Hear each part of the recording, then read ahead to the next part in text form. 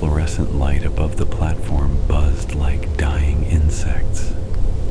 I sat there alone past midnight on a Tuesday in late autumn, the kind of night when the city forgets to breathe and the tunnels smell of wet concrete and old copper coins. My phone was dead.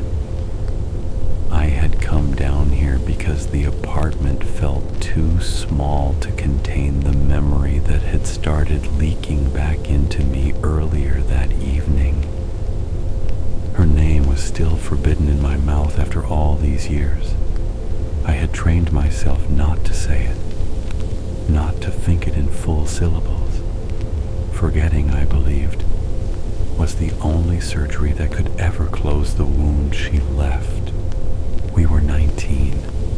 She had long black hair that always smelled faintly of cigarette smoke and cheap vanilla body spray. She called me mine in public and nothing when we were alone.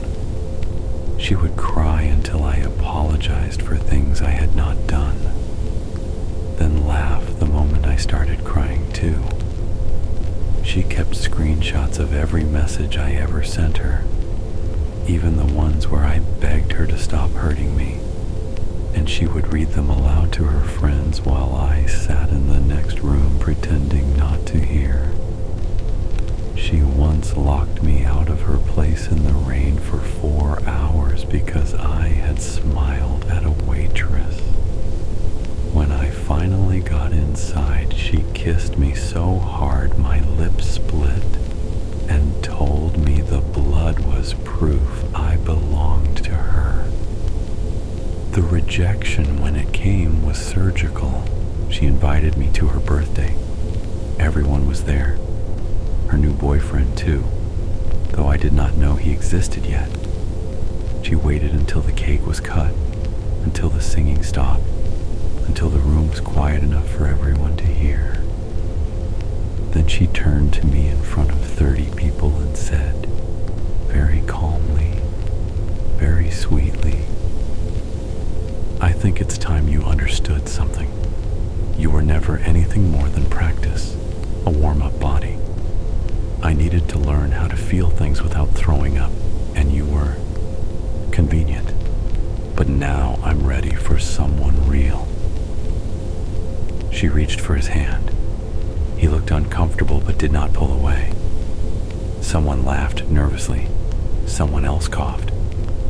I stood there holding a paper plate with a slice of cake I had not touched. Frosting smeared on my thumb. I remember thinking how strange it was that the cake was chocolate and I had always hated chocolate, but had never told her because I did not want to disappoint her. I walked out without speaking. No one followed. No one texted me later to ask if I was okay. That was the cleanest part of the wound. The silence afterward. Absolute, professional.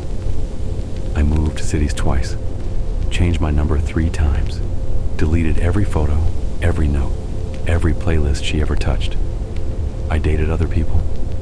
I laughed at new jokes.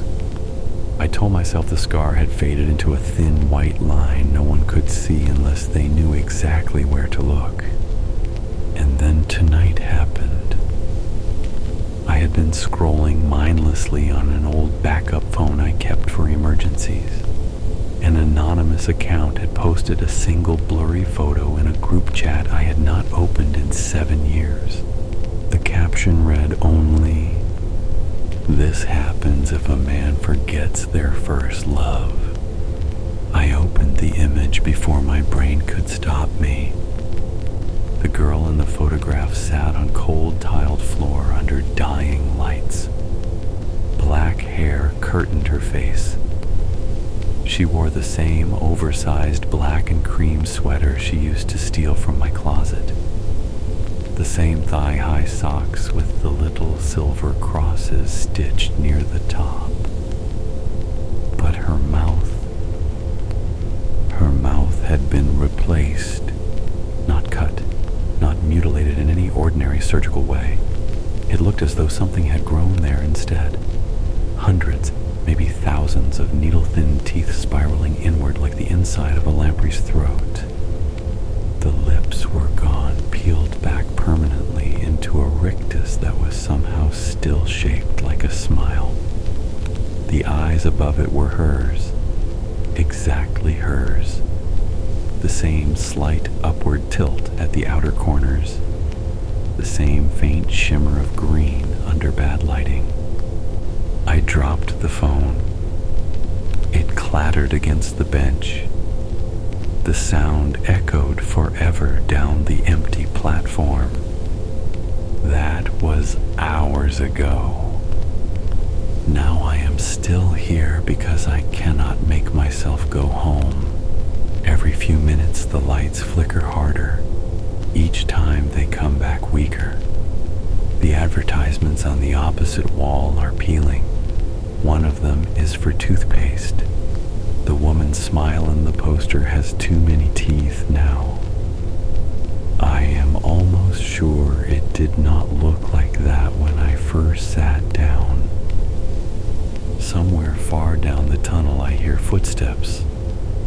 Not shoes, not boots. Something softer. Stockinged feet dragging slowly across gritty concrete. I do not turn around. I know what is coming. I tried to forget her the way people forget bad dreams, by refusing to give them language. I never spoke her name, never looked at old messages, never let myself remember the exact pitch of her laugh when she was being cruel. I thought denial was armor, but denial is not erasure. What I did was worse. I abandoned the piece of myself that had once loved her. I left it bleeding in the corner of that birthday party and walked away pretending it had never existed. And anything abandoned long enough starts to rot, starts to change, starts to grow new parts to replace the ones that were starved. The footsteps are closer. I can smell vanilla now. Faint, mixed with something coppery and wet. I still have not turned around. I do not need to. I know the shape that will be sitting beside me when the lights finally die completely. Knees drawn up, black sweater swallowing the shoulders, feathers of fake fur trim brushing against the tiles, thighs wrapped in lace and straps, and that mouth, that endless, spiraling mouth made of everything I refused to feel for a decade. It will not speak at first. It will only tilt its head the way she used to when she was deciding how much pain to give me that day. Then the teeth will part. And from inside that throat, I will hear my own voice. Every apology I ever whispered, every plea, every time I said I love you while crying, all of them layered on top of each other until they become a single wet rasp. It will ask me in my own broken voice, why did you leave me here? I will have no answer, because the truth is too simple and too monstrous. I did not forget her. I only pretended the part of me that still belonged to her had died. And now it has come back, wearing her sweater, wearing her eyes, wearing a mouth that finally has enough teeth to finish what she started. The lights flicker one last time. Everything goes black. I feel the bench shift as something sits down beside me. Soft fabric brushes my arm. A small, cold hand finds mine. Fingers lace through my fingers the way she used to. And then, very gently, almost tenderly, the teeth begin to close around the memory I thought I had buried. I do not scream. There is no point. Some wounds only heal when they eat the rest of you. The darkness pressed against my eyelids like wet cloth. I could still feel the bench beneath me, cold and unyielding, but the air had thickened into something alive. It moved in slow pulses around my face, vanilla and rust. The hand holding mine was small, almost delicate, but the skin felt wrong, too smooth in places, too rough in others, like leather that had been left out in the rain too long. I kept my eyes closed. If I opened them, the last thin thread of denial would snap. As long as I did not look, this could still be a panic attack. A hallucination born from guilt and bad lighting and an overactive imagination. People see things in subway stations at 3 in the morning. Everyone knows that. The fingers tightened. Not painfully. Just enough to remind me they were real. A voice came then. Not from the thing beside me. From inside my own skull. Layered, echoing. Every version of my own voice I had ever used when I spoke to her. You thought running would work. You thought new cities would erase me. You thought new girls would overwrite the save file. But save files don't delete. They just get buried. And buried things grow roots. I swallowed. My throat clicked dryly. I wanted to speak, but my tongue felt swollen. The smell of vanilla grew stronger. Now it carried an undercurrent of something fungal, like mushrooms blooming under floorboards. The bench creaked as weight shifted closer. Fabric rustled. I felt the brush of fake fur against my wrist. The same oversized sweater collar she used to hide her face in when she was pretending to be shy. I remembered pressing my lips to that collar once, tasting cigarette ash and the faint metallic tang of her favorite lip gloss. Now the memory tasted like battery acid. Slowly, because I had no choice anymore, I opened my eyes. The platform lights were gone. Not off, gone, as though someone had reached up and plucked them from the ceiling. In their place was only the emergency strip along the edge of the tracks, a single dying orange line that pulsed like a weak heartbeat. It painted everything the color of old blood. She sat beside me exactly as she had in the photograph. Hair black and straight and too perfect. No split ends, no grease at the roots, as though time had freeze-dried her the moment I walked out of that birthday party. The sweater hung loose on narrow shoulders. The thigh highs were torn in places now. Not from wear, from something else. The tears looked chewed. And the mouth. God. The mouth. It wasn't just teeth. It was architecture. Rows upon rows folding inward like the petals of a carnivorous flower that had decided to become a throat. The teeth themselves were translucent at the edges, darkening to black near the gums that weren't really gums anymore. They glistened wetly, not saliva, something thicker, like motor oil mixed with honey. The eyes, though, the eyes were still hers, greenish hazel, slightly tilted, lashes clumped with old mascara. When they blinked, the motion was wrong, too slow, too deliberate. like eyelids being pulled down by invisible strings. She tilted her head, the same small, curious tilt she used to do right before she said something that would live inside me for weeks. "You left me at the party," she said, but she did not speak with lips or tongue.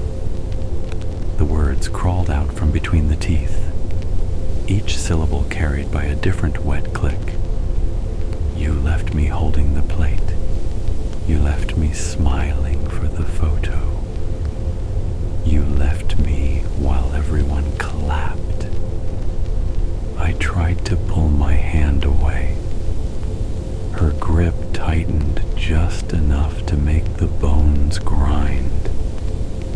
"I didn't leave you," I whispered. My voice sounded very small in the empty station. "You threw me away."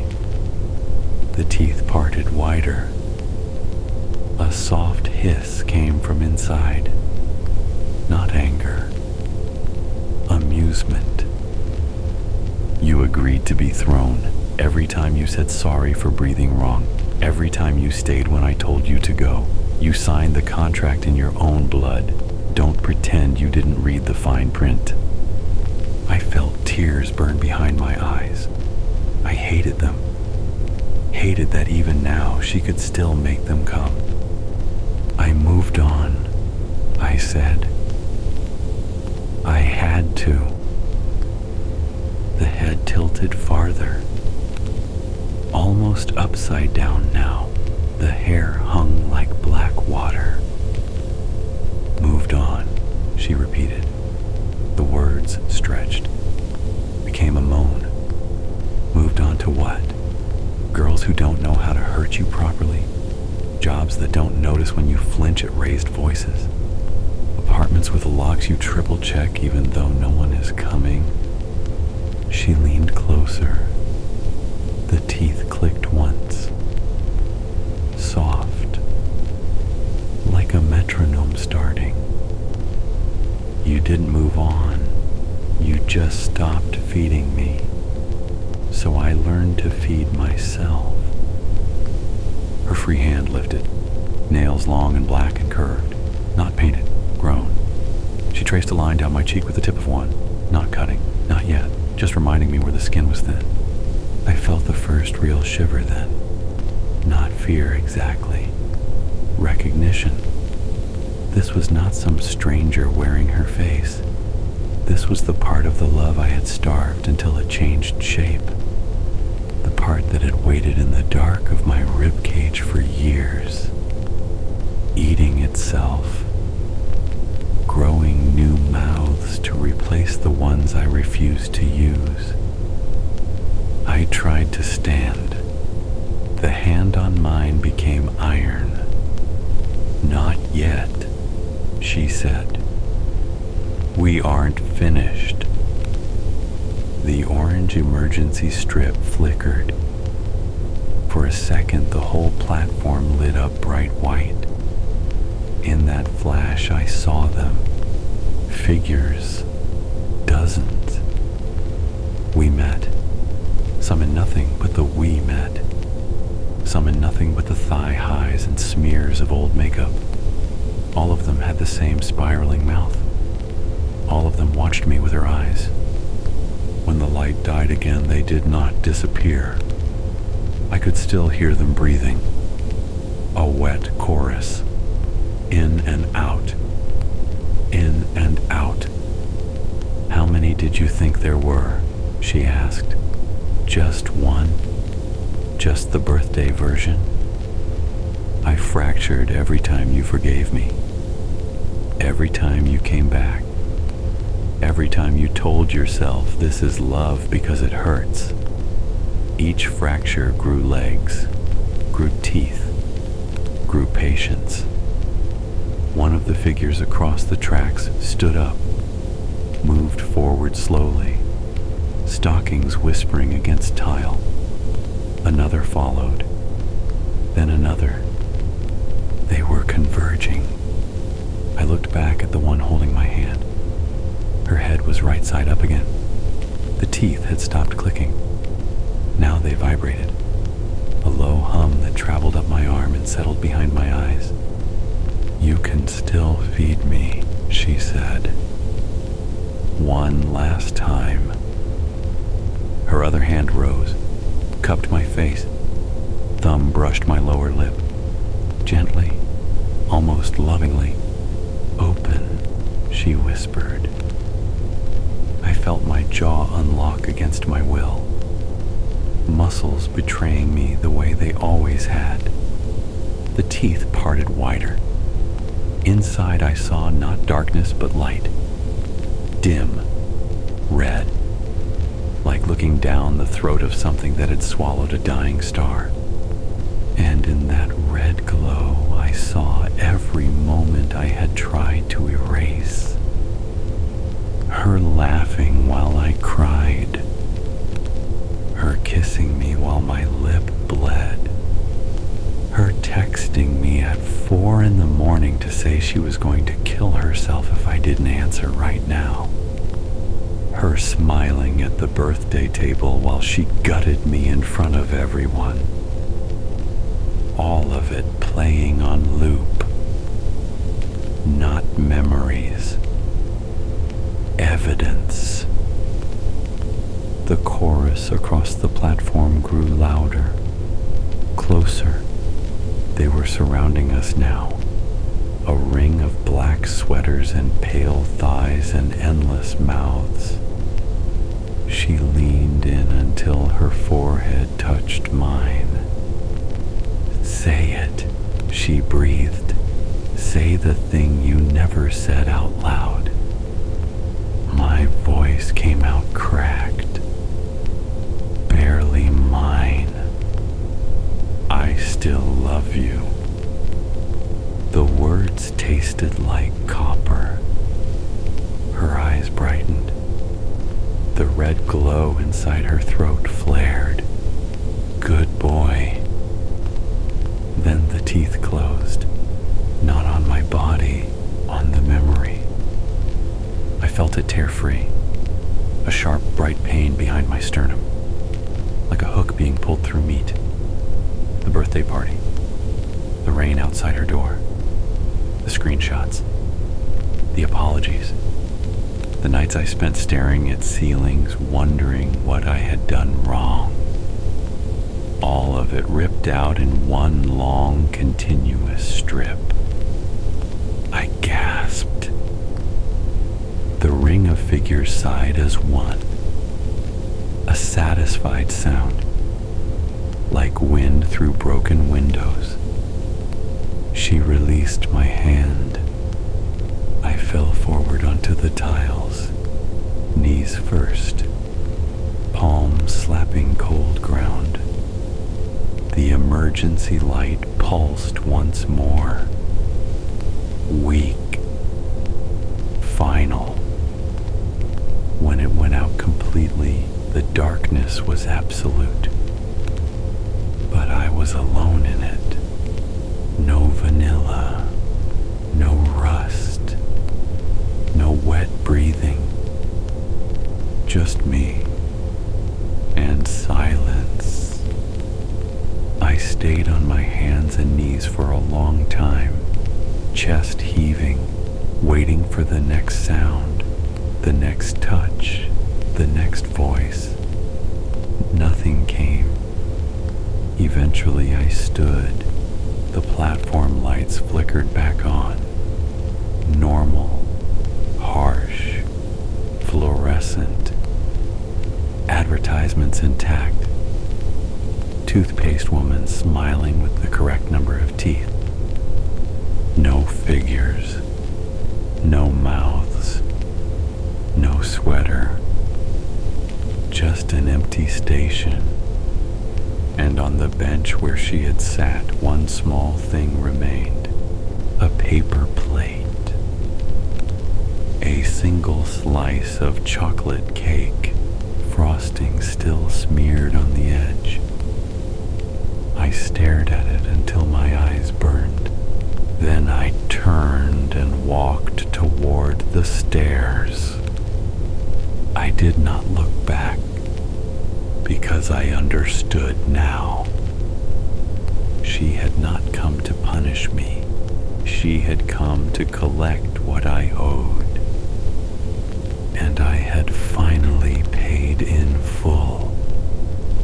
Some loves don't end with tears or shouting or slam doors. Some loves end when the last piece of you that remembers them is finally eaten. And after that, there is only quiet. A very particular kind of quiet. The kind that knows it will never have to apologize again. The stairs felt longer going up than they ever had coming down. Each step echoed twice. Once from my shoes, once from something softer trailing behind. I told myself it was just the acoustics of the station. Empty tunnels play tricks. Water drips, rats scurry. Nothing more. I reached the turnstiles, pushed through without swiping a card. The sensor beeped angrily, but the gate swung open anyway. No one was there to care. The mezzanine level was deserted too. Only the vending machines hummed, their fluorescent insides flickering like dying stars. One of them had a cracked glass front. Inside, rows of chocolate bars stared back at me. I kept walking. Outside, the air was colder than I remembered. March wind carried the smell of diesel and wet asphalt. Streetlights buzzed overhead. Cars passed in slow motion, headlights cutting long white knives across the sidewalk. I turned left toward my building because that was the direction muscle memory took me. I did not think about whether home was still safe. I just needed walls. A door I could lock. A bed I could crawl into and pretend the night had not happened. 3 blocks later, I noticed the footsteps again. Not behind me exactly. Beside me, matching my pace. When I slowed, they slowed. When I sped up, they sped up. Soft soles on concrete. The faint whisper of torn stockings. I did not look. Looking would make it real. I reached my building. The lobby light was out again. Management kept promising to fix it. I fumbled for my keys in the dark. The metal felt colder than it should. My fingers shook so badly the key scraped the lock 3 times before it caught. Inside the elevator smelled of old cigarettes. Someone had scratched a heart into the paneling with what looked like a nail. Inside the heart were 2 initials, mine and hers. I stared at them until the doors opened on my floor. The hallway was quiet. Too quiet. No television murmur from 4B. No baby crying in 4C. Just my breathing and the soft click of my door unlocking. I stepped inside, closed the door, locked it. Deadbolt. Chain. Then I leaned against it with my full weight because my legs had decided they were done. The apartment was dark. I did not turn on the light. Light would show me things I did not want to see. Instead, I slid down to the floor, back against the wood, knees to chest, forehead on knees. Silence settled over me like a blanket. Then the silence spoke, not with words at first, with small sounds. The creak of floorboards that should not creak because no one was walking. The faint rustle of fabric settling. The soft, wet click of teeth meeting teeth. I kept my eyes closed. You paid, the silence said. But payment is never final. I pressed my palms over my ears. It did not help. The voice was inside the bones of my skull now. You gave me the memory, the big one, the birthday, the cake, the smile. But there are smaller ones, leftover scraps, crumbs you didn't notice. I felt something brush my ankle. Light, almost accidental. Like a cat deciding whether to trust you yet. I jerked my leg away. The touch followed. You can't outrun crumbs, it said. They multiply in the dark. I opened my eyes. The living room was not empty. She sat on the couch. Not the spiraling mouth version from the station. This one looked almost normal. Hair tied back in a loose ponytail. Wearing one of my old hoodies. The gray one I thought I had thrown out years ago. Legs crossed. Bare feet tucked under her. She looked like she had just woken up from a nap. Like any other Tuesday night when we used to stay in and watch bad movies. Except her eyes were wrong. The pupils had eaten the irises. Black pools that reflected nothing. She smiled. Normal lips, normal teeth. But the smile stretched too wide. Corners reaching toward her ears. Hello again, she said. Her voice was soft. The way it used to be when she wanted something. I stayed on the floor, back still against the door. If I moved, she might move faster. You ate it, I whispered. I felt it leave. I ate the main course, she said. There are still appetizers. She uncrossed her legs, stood up slowly. The hoodie hung loose on her frame. Too loose, as though she had lost weight since the last time I saw her wear it, or gained something else.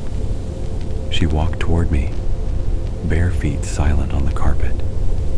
When she reached me, she crouched down, face level with mine, close enough that I could smell the vanilla again, close enough that I could see the tiny cracks in her lips, like dry earth. Do you remember the first time? She asked. I didn't answer. The park bench, October. You gave me your jacket because I said I was cold. I wasn't cold. I just wanted to wear something that smelled like you. You let me keep it for 3 days.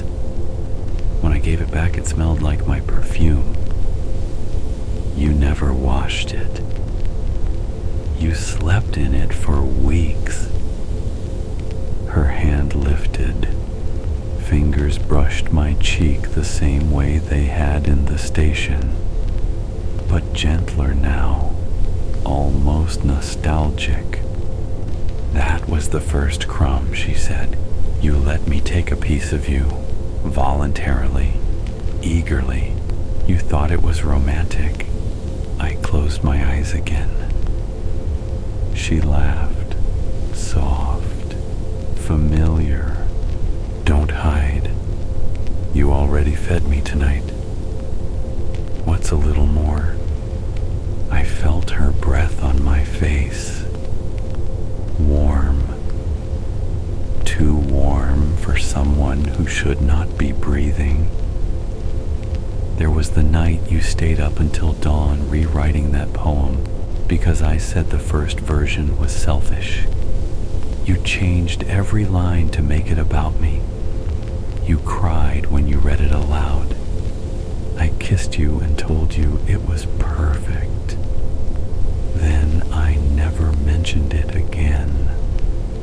Her fingers moved to my hair, stroked it the way she used to when I was falling asleep against her shoulder. There was the time I said I hated your laugh. You stopped laughing for months. Every time something was funny, you swallowed it. I liked the quiet, It made you easier to fill with my voice. The stroking stopped. There was the morning I left without saying goodbye. You texted me 12 times before noon, each one more desperate. I answered at 3 with a single period. You thanked me for replying. Her hand slid down to my throat, not squeezing, just resting there, feeling the pulse. All those little deaths, she whispered. All those tiny pieces you gave me to keep me happy. You thought they were gone. You thought forgetting the big wound would erase the small cuts. I opened my eyes. Her face was closer now, nose almost touching mine. They didn't disappear, she said. They waited, patient, hungry, and when you starved the big version of me, the small ones woke up. Behind her, the room was changing. The shadows on the wall were moving independently, each one wearing her silhouette. Some small, some tall, some crouched, some stretched thin across the ceiling like smoke. They peeled away from the plaster and began to drift toward us. One of them settled on my shoulder, weightless but cold. Another curled around my wrist like a bracelet made of absence. They were all her. Every ignored text, every forced apology, every time I said it's fine when it wasn't, every crumb. She leaned in until her lips brushed my ear. You can keep fighting, she murmured. You can move again, change your name, burn every photo, lock every door. But crumbs don't need doors. They live in the lining of your lungs, in the spaces between your thoughts, in the way your heart still skips when you smell vanilla. One of the shadow versions brushed my cheek. I felt it peel something away. Not skin, not memory exactly, just a feeling. The faint warmth of a hug I once believed was real. It hurt less than I expected. More will come, she said, night after night, smaller bites, until one day you wake up and realize there's nothing left to take. She pulled back slightly, studied my face. Or, she added, you could invite me in properly.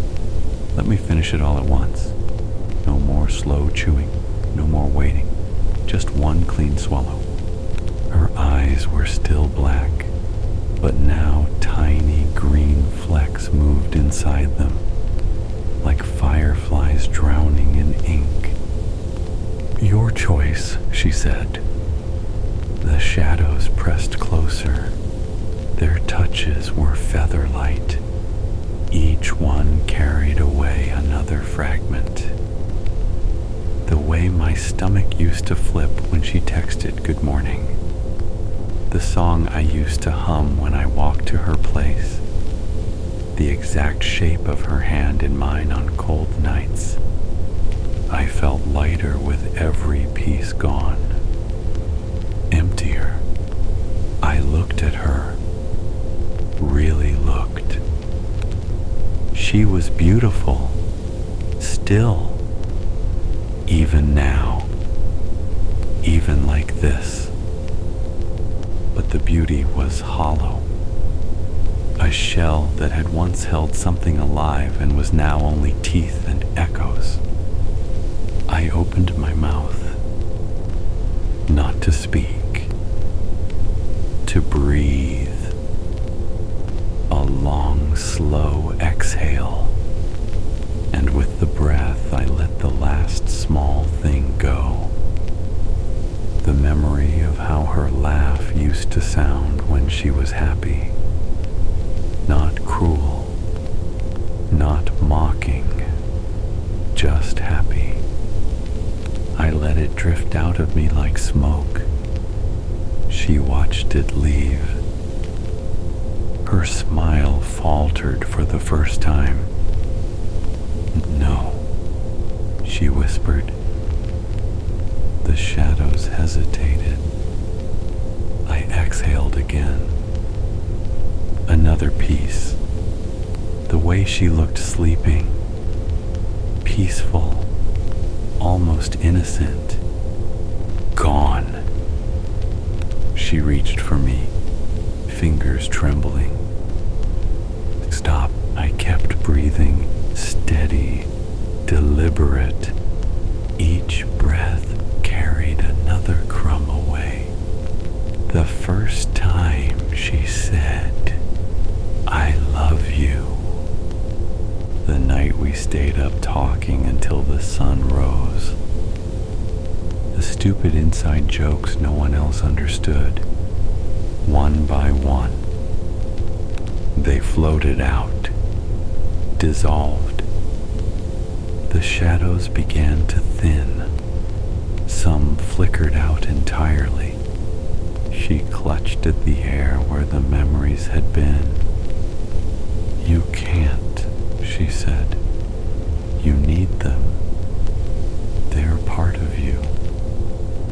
I shook my head.